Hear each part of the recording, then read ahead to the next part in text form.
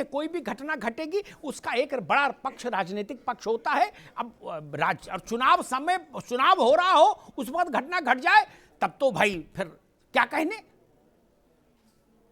उसका जो तकनीकी पक्ष है, बौद्धिक पक्ष है, मैं उस विमर्श में नहीं जाता चूंकि मैं उसका अधिकारी विद्वान नहीं। मेरी भावना इतनी जरूर है कि भारत के प्रधानमंत्री का आवागमन किसी स्थिति में कहीं बाधित नहीं होना चाहिए।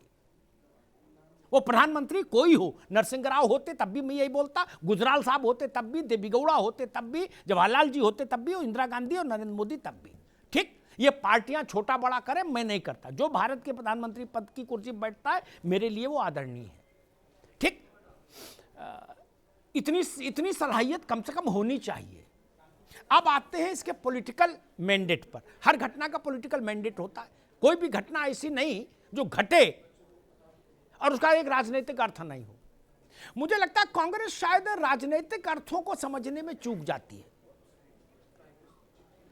अगर पिछले 10 वर्षों का इतिहास आप देखिए तो कांग्रेस ने अपनी बुद्धि और विवेक से जितने चुनाव लड़े उसमें 93% हार गई। इसका मतलब उसकी बुद्धि और विवेक अभी भारत की तासीर और नब्ज को नहीं समझ पा रहा। इतना तो मानना पड़ेगा, गणित कहता ही तो। इसमें भाजपा और सपा और बसपा का मसला ही नहीं। जो बात अशोक पांडे जी कह रहे थे ना, अभी इस मसले को उत्तर प्रदेश में आने दीजिए। इंदिरा जी को कि जेल, एक दिन की जेल यात्रा ने कांग्रेस को फिर से सत्ता दिला दी, वरना कांग्रेस को सत्ता नहीं देंगे। ये बात पूरा हिंदी भाषी भारत तो कह ही रहा था, दक्षिण छोड़ दो। क्या, जब इंदिरा गांधी को हरा दिया चुनाव तो बाकी छोड़ो, उन्हीं के बोरिया बिस्तर बांध दिया था और अम्मा बेटे का 18 महीने में वापस ले आए। क्योंकि भाई जेल क्यों की? केवल शहादत का ही मसला नहीं, ये देश इतने पे भी रीझ गया और इंदिरा गांधी के माथे पर विजय का तिलक अंकित कर दिया। तो इसका मतलब देश भावुक है। और अगर जय भाजपा ने भी इसमें कोई कंजूसी नहीं की बताने में कि हम इस मुद्दे को हर सभा में उठाएंगे, भाजपा उठाएगी वो अलग, लेकिन अगर कहीं मोदी जी ने खुद उठा दिया और सिर्फ इतना कह दिया कि मेरा गुनाह क्या है कि मुझे मार देना चाहते हैं, तो उसके बाद आप कल्पना करते क्या परिदृश्य बनेगा। बहुत ही वैसा परिदृश्य बन जाएगा जिसकी कल्पना अभी नहीं कर सकते आप लोग। क्योंकि मूलतः यह देश करुणामयी है, भावुक है। मूलतः शास्त्री जी जब नहीं रहे तो भी यह देश रोया, लेकिन उनके जांच के लफड़े में नहीं पड़ा। बातें तो बहुत कही गई, उनको मैं दोहराना नहीं चाहता, लेकिन रोया।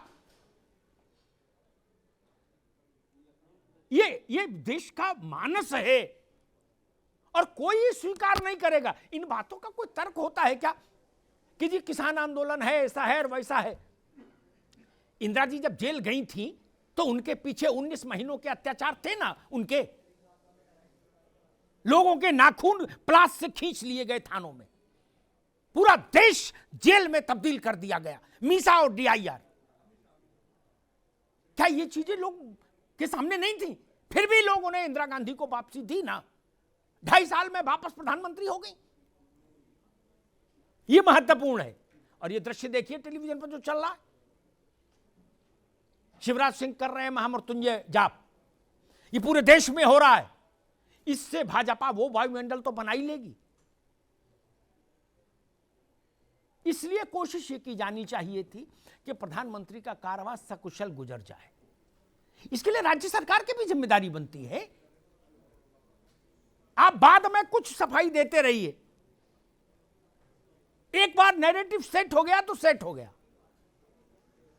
और मैं तो ये कहूंगा राजनीति में इतना बड़ा मन होना चाहिए।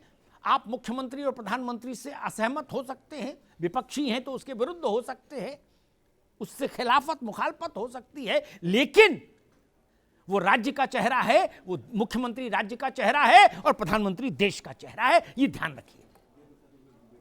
क्या मुख्यमंत्री केवल भाजपा और सपा और बसपा कांग्रेस का होगा? नहीं। क्या प्रधानमंत्री किसी एक पार्टी का होगा? नहीं। वो भारत के प्रधानमंत्री होते हैं, इसलिए वो मर्यादा रहनी चाहिए।